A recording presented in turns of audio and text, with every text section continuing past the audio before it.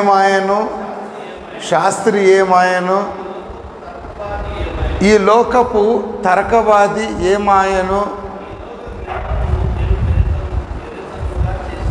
ఈ లోక జ్ఞానమును దేవుడి వెర్రితనముగా చేసి ఉన్నాడు.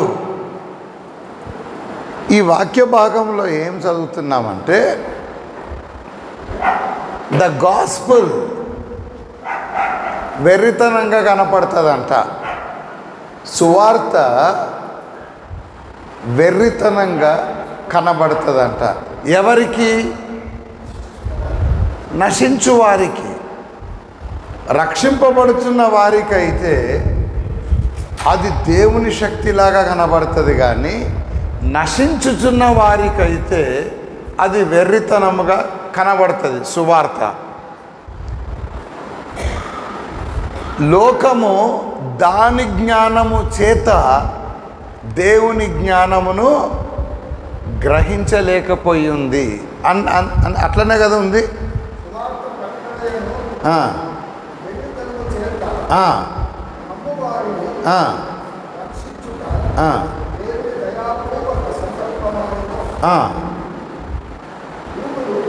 అది కాదు.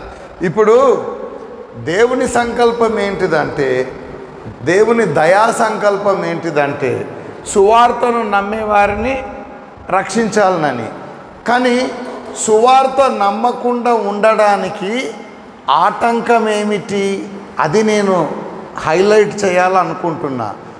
లోక జ్ఞానము వాడితే సువార్త అర్థము కాదు. అది నేను హైలైట్ చేయదలుచుకుంది ఏంటిదంటే, లోక జ్ఞానము వాడినట్లయితే దేవుని జ్ఞానము అర్థము కాదు.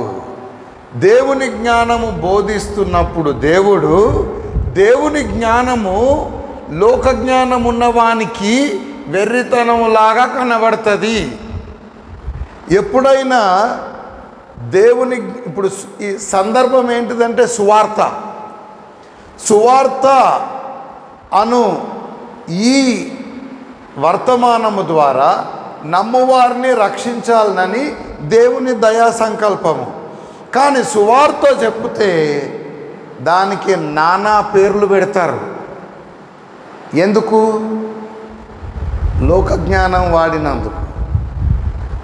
లోక జ్ఞానము చేత దేవుని జ్ఞానమును వాళ్లకు రక్షణ కలిగించే ఆ మార్గమును కాదు అని అంటారు.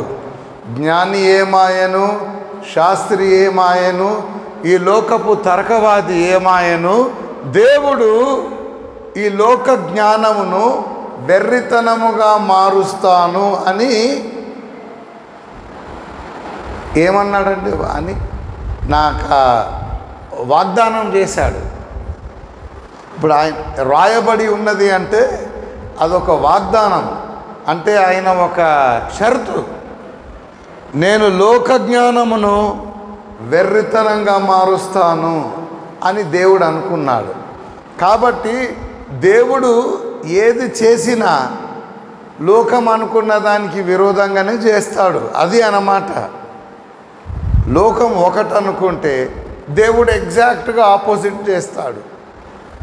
ఇక లోక జ్ఞానము విడవకపోతే దేవుని జ్ఞానాన్ని అంగీకరించలేదు. అదే 1 కొరింథీలో ఇంకా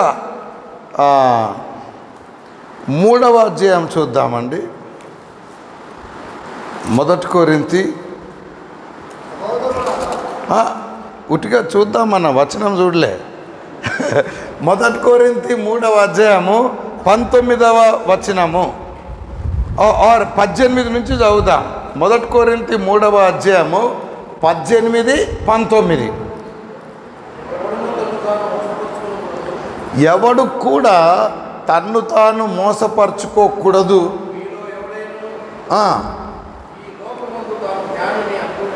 ఇగో మీలో ఎవడికైనా లోక జ్ఞానం బాగున్నది, నాకు లోక జ్ఞానం బాగా ఉన్నది అని అనుకున్న ఎడల వాడు నిజంగా జ్ఞాని కావాలనంటే వాడు ఫస్ట్ ఏమి కావాలా అంటే అర్థం ఏంటిదంటే వాడి నెత్తి నిండా లోక జ్ఞానం ఉంది నిండి. ఇగో మీరు ఇంకో గమనించాలి, కింద ఉంటుంది, లోక జ్ఞానం ఉన్నవాడు దైవ జ్ఞానాన్ని వెర్రితనము అంటాడు, సువార్తను వెర్రితనము అంటాడు. దేవుడేమో లోక జ్ఞానం ఉన్నోడిని చూసి వెర్రివాడు అని దేవుడు అంటాడు. ఇప్పుడు నువ్వు ఏ సైడ్ ఉంటావో మనం డిసైడ్ చేసుకోవాలా. లోకం సైడ్ ఉండి దేవుడిని వెర్రి అని అంటామా, సిలువను గూర్చిన వార్త వెర్రితనం అంటామా? దేవుని సైడ్ ఉండి దేవుడేమో లోక జ్ఞానం ఉన్నవాడిని వెర్రివాడు అంటాడు.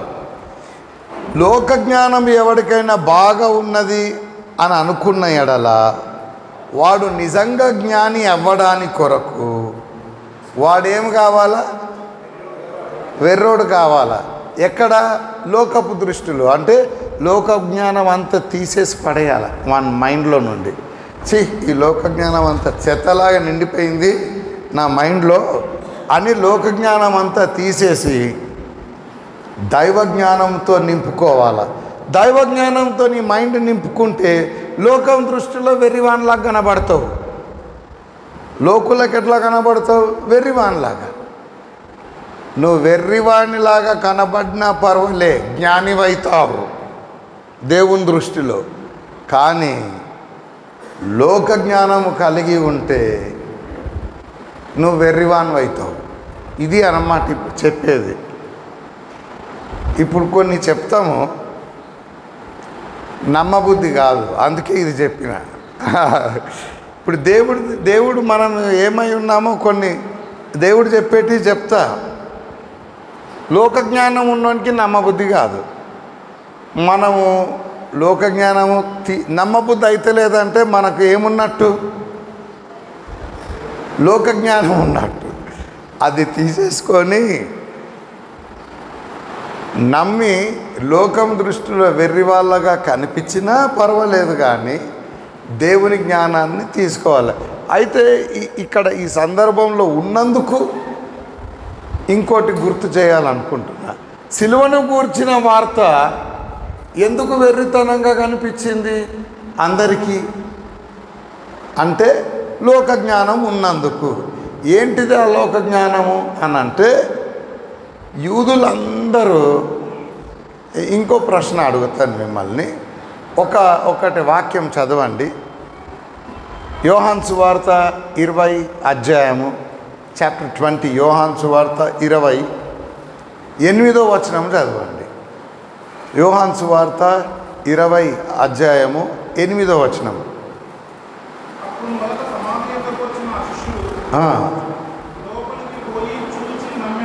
అది అప్పుడు మొదట సమాధి దగ్గరికి వచ్చిన శిష్యుడు అంటే పేతురు యోహాను ఉన్నది అండి.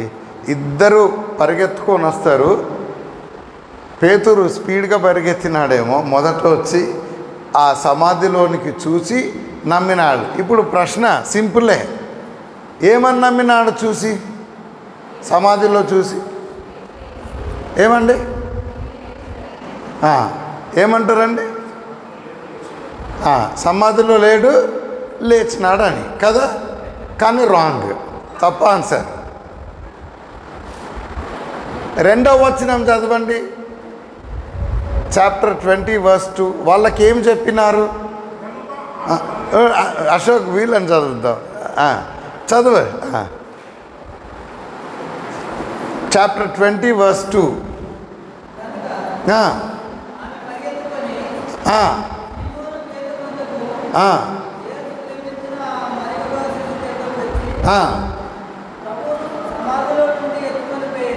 ప్రభువును సమాధిలో నుండి ఎత్తుకొని పోయిరి. ఈ ఇన్ఫర్మేషన్ ఇద్దరికి తెలిసింది. ఎవరికి? పీటర్కి, జాన్కు. ఏంది? ప్రభువుని ఎత్తుకపోయినారా సమాధి నుండి? పరిగెత్తుకపోయి లోపలికి పోయిండు పేతురు. లేదు, దేహం చూసి నమ్మిండు. ఏం నమ్మిండు? ఎత్తుకపోయాడండి. అటనా? ఏం బ్రదర్, వాళ్ళకి సమాచారం ఏమిచ్చినారు? ఎవరో అరే మీరు చదవకుండా ఆన్సర్ చెప్పకండి. యేసు ప్రభు దేహమును ఎవరో దొంగిలించుకెళ్ళారు అని సమాచారం వినబడ్డది వాళ్ళకు. పరిగెత్తుకుపోయి చూస్తే నిజంగానే దేహము లేదు. అయితే వాళ్ళు ఏమని నమ్మినారు? ఎవడో ఎత్తుకపోయినాడని నమ్మినారు, లేచినాడని కాదు. ఇట్లా బైబిల్ చదివితే బాగానే ఉంది. 9వ వచనం చదవండి. అట్లెందుకు నమ్మినారు ఎవడో ఎత్తుకపోయిండని? ఆయన మృతులలో నుండి లేచుట అగత్యము అన్న లేఖనము. వాళ్ళకి అసలు వాక్యమే తెలియదు ఆయన లేస్తాడని. ఎట్లా లేచిండని నమ్ముతారు సార్? ఇప్పుడు ఆయన మృతులలో నుండి లేస్తాడు అన్న వాక్యమే వాళ్ళకు తెలియదు. అలాంటప్పుడు ఆయన మృతులలో నుండి లేచినాడని ఎట్లా నమ్ముతారు? ఫస్ట్ ఆఫ్ ఆల్ వాళ్ళకు లేనిది ఒకటి చెప్తా. ఏమి లేదు వాళ్ళ మైండ్లో అంటే, అసలు యేసుప్రభు మృతులలో నుండి లేచుట అగత్యము అనే వాక్యమే తెలియదు. ఆయన తిరిగి లేస్తాడని తెలియదు వాళ్ళకు. ఒకటి వాళ్ళకు తెలిసింది ఏంటిది? ఎవడో దొంగ ఆ దేహాన్ని ఎత్తుకపోయిండని తెలిసింది. ఇప్పుడు వాడు పరిగెత్తుకొచ్చి లోపల చూసి ఏం నమ్ముతాడు? తెలియని వాక్యాన్ని నమ్ముతాడా?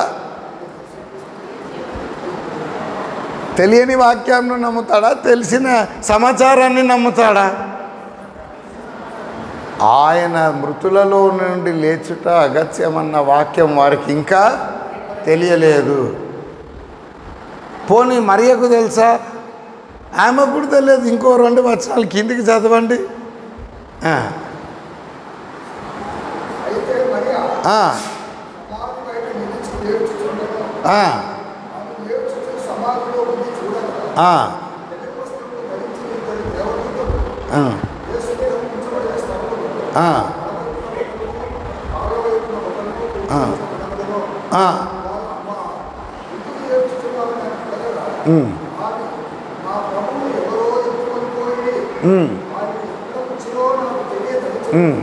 అది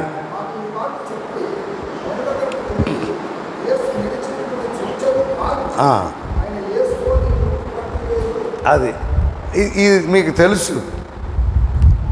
తనకు తెలియదు యేసుప్రభు తిరిగి లేస్తాడని, అపోస్తులకు తెలియదు యేసుప్రభు తిరిగి లేస్తాడని. వాళ్ళు నమ్మలేదు. ఇప్పుడు ప్రశ్న ఏంటిదంటే, వాళ్ళు రక్షణ ఎప్పుడు పొందినారు? యేసుప్రభు శిష్యులు సిలువకు తర్వాతనా,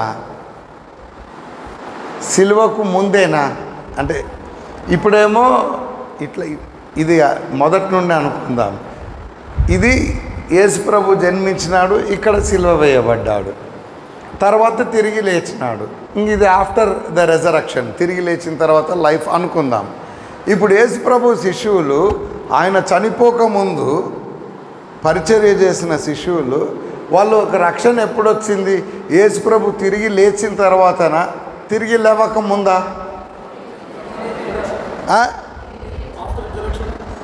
ఆఫ్టర్ రిజరక్షన్.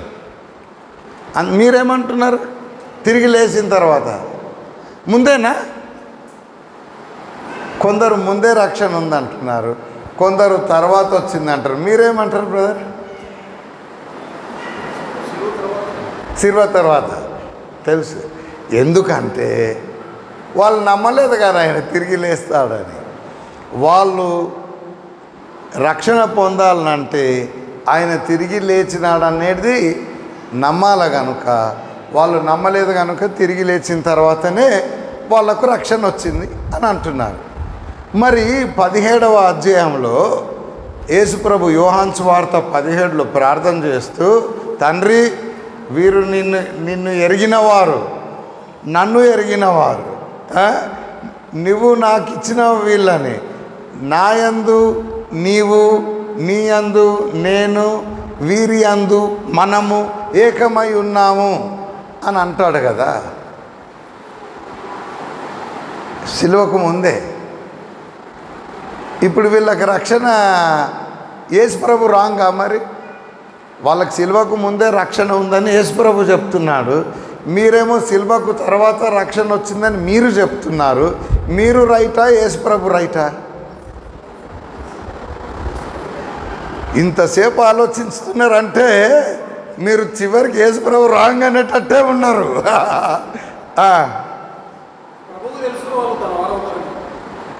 ఆహా, అవుతారని అవ్వకముందే అయినారని చెప్తున్నాడా 17లో? కాదు కాదు బ్రదర్, అవుతాడు అని అంటే అవుతాడు అనాల. కానీ వాళ్ళు నిన్ను ఎరిగినారు, నేను వారిలో ఉన్నాను, వారు మనలో ఉన్నారు అని 17వ అధ్యాయంలో రక్షణ పొందకముందే వాళ్ళను క్రీస్తు వాళ్ళలో ఆ వ్యక్తి తండ్రిలో ఉంటాడా రక్షణ పొందకముందే? అట్లనన్నా చెప్పండి. ఇప్పుడు ఫర్ ఎగ్జాంపుల్ మనకేదో ఒక రోజున రక్షణ వస్తుంది. ఎట్లా వీనికి రక్షణ వస్తుంది కాబట్టి వాడు పుట్టినప్పటి నుండే వాని లోపల నేను ఉంటాను అని యేసుప్రభు, వానిలో పరిశుద్ధాత్మను కూడా ఉంచుతాను, తండ్రితో వాడు కూడా ఏకమవుతాడు, ఎందుకంటే నాకు ముందే తెలుసు కదా వాడు ఎప్పుడో రక్షణ పొందుతాడని ఇట్లుంటుందా? ఇప్పుడు నేను అడుగుతున్నా, కలిగి ఉన్నారు కదా వారు యేసుప్రభును వాళ్ళ హృదయంలో. తండ్రి కూడా వాళ్ళ యందు ఉన్నాడు, వాళ్ళు తండ్రి యందు ఉన్నారు యోహాను 17లో. మరి ఇక్కడనేమో ఆయన పునరుత్థానమును నమ్మలేదు. వాళ్ళకి రక్షణ ఎట్లొచ్చిందని అడుగుతున్నా. వాళ్ళకి రక్షణ ఉంది లేదని మీరు అంటున్నారు, ఉందని యేసుప్రభు అంటున్నాడు. అట్ట కాదు, ప్రణాళిక కూడా కాదు. నేను అందుకే అంటున్నా, ఇప్పుడు జగత్ పునాది వేయబడక ముందు అహరోను రక్షింపబడతాడు అని తెలిసి నువ్వు పుట్టగానే నీలో ఉంటాడా దేవుడు? పరిశుద్ధాత్ముడు నీలో ఉంటాడా? నీవు దేవునిలో ఉంటావా? ఎట్లా నమ్ముతావు? కాబట్టి ఇప్పుడు మీరేమంటుండ్రంటే వీళ్ళు ఎట్లా నమ్ముతారు కాబట్టి ఒకప్పుడు నేను తిరిగి లేచిన తర్వాత నేను వీరిలో ఇప్పటి నుండే నివసించడం మొదలు పెడతాను అని అన్నట్టు అంటున్నారు మీరు. ఇది వాక్యానుసారమేనా? ఆఖరికి నాకేమర్థమవుతుందంటే ఎన్ని వాక్యాలన్నా వంకర తిప్పుతారు కానీ నేను రాంగ్ అని అన్నారు. నేను తప్పు అని అనకుండా ఎన్ని వాక్యాలన్నా అటు ఇటు తిప్పేస్తారు కానీ సింపుల్గా నేను రాంగ్ అంటే గొడవనే ఉండదు కదా. కానీ నా ప్రాబ్లం ఏంటిదంటే నేను మీరు రైటా యేసుప్రభు రైటా అంటే కూడా ఇంత అసలు ఇప్పుడు మీరు రైటా నేను రైటా అంటే మీరు కొట్లాడితే ఒక అర్థం ఉంది. మీరు రైటా యేసుప్రభు రైటా అంటే కూడా కొట్లాడే ధైర్యం చేస్తున్నారు మీరు. అంటే అమ్మ చూసి ఇంతసేపు చెప్పిన తర్వాత యేసుప్రభు రైట్ అన్నాడు. యేసుప్రభు రైటే అది ఓకే. ఇప్పుడు నేను అడుగుతున్నా, యేసుప్రభు తిరిగి లేస్తారని వీళ్ళు నమ్మలేదు, అయినా వీళ్ళకు రక్షణ ఎట్లిచ్చిండు యేసుప్రభు? రక్షణ సువార్త ఏమిటి? ఇప్పుడు ఆడికి వస్తున్నాను మరలా.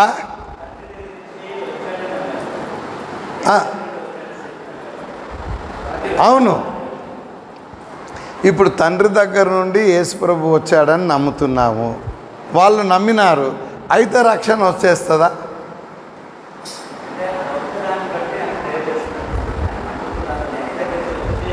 అవును, అదే ఆయన నమ్ముతున్నారని ఉంటుంది ఆడ, కరెక్టే. కానీ ఇప్పుడు అదే, కానీ నేను ఒకటి ఏం అడుగుతున్నా అంటే ఇప్పుడు వాళ్ళకంటే ఎక్కువ నమ్ముతున్నారు. ఇప్పుడు వాళ్ళేమో ఆయన మరణము భూస్థాపన పునరుత్థానం నమ్మలే, యేసుప్రభు శిష్యులు వాక్యం తెలియదు కాబట్టి నమ్మలే, కానీ తండ్రి దగ్గర నుండి వచ్చినాడని నమ్ముతున్నారు. ఇప్పుడు ఈ రోజున మనము ఎవరైనా యేసుప్రభు తండ్రి దగ్గర నుండి వచ్చినాడు అని నమ్ముతున్నారు, ఆయన మరణము భూస్థాపన పునరుత్థానం నమ్ముతున్నారు, పరలోకం పోతారా? ఈరోజు ఇప్పుడు క్రిస్మస్ నాడు పెద్ద పెద్ద బాటిల్స్ తాగేవాళ్ళు సెలబ్రేట్ చేస్తున్నారు. తండ్రి దగ్గర నుండి వచ్చినాడు దేవుడు అని క్రిస్మస్ నాడు బాగా తాగుతున్నారు. సెలబ్రేషన్. ఆయన ఈ గుడ్ ఫ్రైడే నాడు మాంసం తిన్నారు, ఎందుకంటే చనిపోయినాడు. మరలా సండే మరలా పెద్ద బాటిల్స్ ఓపెన్ చేస్తారు, తిరిగి లేచినారు. సో తండ్రి దగ్గర నుండి వచ్చినారని నమ్ముతున్నారు. ఆయన మరణించినాడు, పాతిపెట్టబడి తిరిగి లేచినారని నమ్మి సెలబ్రేట్ చేస్తున్నారు. పరలోకం పోతారా? అదేనా రక్షణ కలిగించిన సువార్త వాళ్ళకు? ఏమిటి? మళ్ళా మొదటికి వచ్చి సువార్త ఏంటని మళ్ళీ అడుగుతాడు ఏంట్రా బాబు అనుకుంటున్నారు.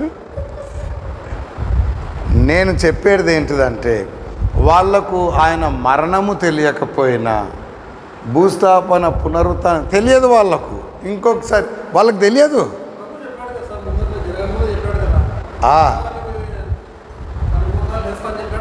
చెప్పినాడు. Very good. జై కుమార్ కదా, జయాకర్, సారీ అప్పటి నుంచి జై కుమార్ అంటున్నారు. జయాకర్ గారు మంచిగా ఆయన మీ అందరి పక్షాన మాట్లాడుతున్నాడు. మీ అందరికీ మేలు జరుగుతున్నది ఆయన ద్వారా. అయితే ప్రభు ముందే చెప్పినాడు కదా అని అంటున్నారు, కరెక్టే. మరి యోహాన్ అంటున్నాడు, యోహానే కదా ఇది రాస్తున్నది, యోహాన్ సువార్త రాస్తుంది యోహానే కదా. ఆయన అంటున్నాడు, పేతురుకు కానీ నాకు కానీ ఆయన తిరిగి లేస్తాడు అన్న లేఖనము మాకు ఇంకా తెలియలేదు అని ఆయన రాస్తున్నాడు. ఇప్పుడు మీరు చెప్పేది రైటా, జాన్ చెప్పేది రైటా? జాన్కు తెలుసని మీరు అంటుండ్రు, నాకు తెలియదని జాన్ రాస్తున్నాడు. చెప్పు.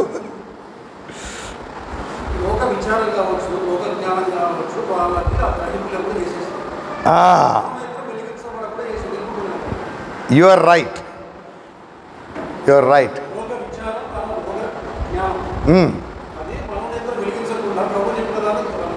అది రైట్, అది రైట్.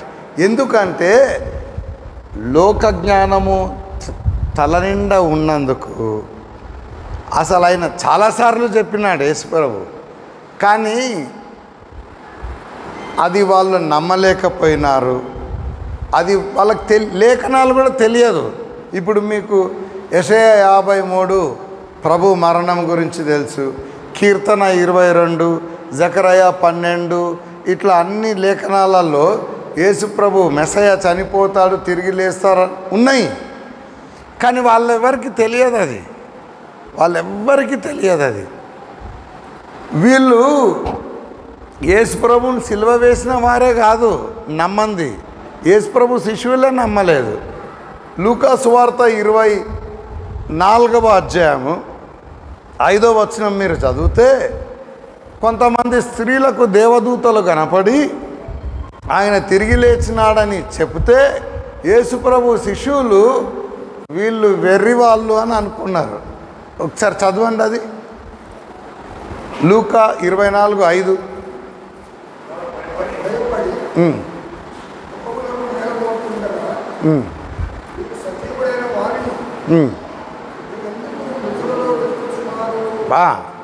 అని దేవదూత చెప్పి వీళ్ళు ఆవు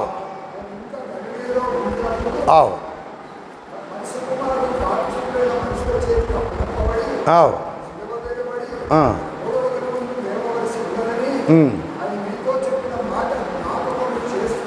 జ్ఞాపకం చేసుకున్నాడని అనిరి. ఇంకా వీళ్ళు పోయి 11వ వచనంలో చెప్తారు, అది కూడా చదివేసేయండి. 11